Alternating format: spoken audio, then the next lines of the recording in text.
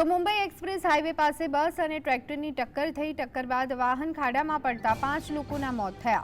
આ અકસ્માતમાં 49થી વધુ લોકો ઘાયલ પણ થયા છે। તમામ ઘાયલોને નજીકની એમજીએમ હોસ્પિટલમાં દાખલ કરવામાં આવ્યા। અકસ્માત અંગે નવી મુંબઈના ડીસીપી વિવેક પાનસરે જણાવ્યું કે લોકો અષાઢી એકાદશીના અવસર પર ખાનગી બસમાં પંઢરપુર જઈ રહ્યા હતા। બસ ટ્રેક્ટર સાથે અથડાઈ અને ખાડામાં પડી 42 લોકો ઘાયલ થયા, જેમને એમજીએમ હોસ્પિટલમાં દાખલ કરવામાં આવ્યા।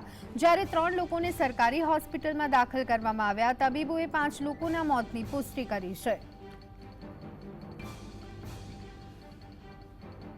તો જે રીતે અકસ્માત થયું છે, 5 લોકોના મોતનો આંકડો અત્યારે હાલ સામે આવી રહ્યો છે। અનેક લોકો ઘાયલ થયા હોવાના સમાચાર સામે આવી રહ્યા છે। નવી મુંબઈના પંઢરપુરમાં દર્શન માટે બસ જે છે તે જઈ રહી હતી અને તે સમયે આ ગમખ્વાર અકસ્માત સર્જાયો હતો। આ સંદર્ભે વધુ વિગત મેળવી લઈએ। સંવાદદાતા સતીશ અમારી સાથે જોડાઈ ગયા છે। સતીશ, અકસ્માતના સમાચાર, 5 લોકોના મોત, 49થી વધુ લોકો ઘાયલ, શું વિગતો? પંઢરપુરી આવતીકાલે મોટી એકાદશી જે છે એટલે આ બસ ડોંબિવલીના નીલાજ વિલેજ ગામડાની હતી, જેમાં 54થી વધુ મુસાફરો સવાર હતા।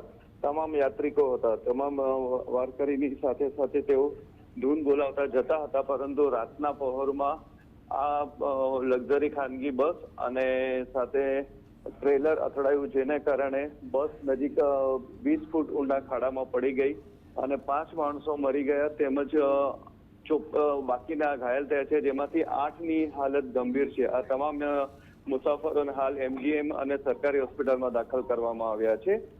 પ્રશાસન અને પોલીસ પણ ઘટના સ્થળે પહોંચી ગઈ છે। ગ્રામવાસીઓએ તાત્કાલિક મદદ કરતા મૃત્યુઆંક વધુ અટક્યો હતો, પરંતુ જોવાની ખૂબી એ છે કે રાતના સમયે પણ યાત્રિકો ભજન કરી રહ્યા હતા અને ત્યારે આ ઘટના બની હતી। ધ્વની જી આભાર સતીશ, અમારી સાથે જોડાવા બદલ અને સમગ્ર માહિતી આપવા બદલ।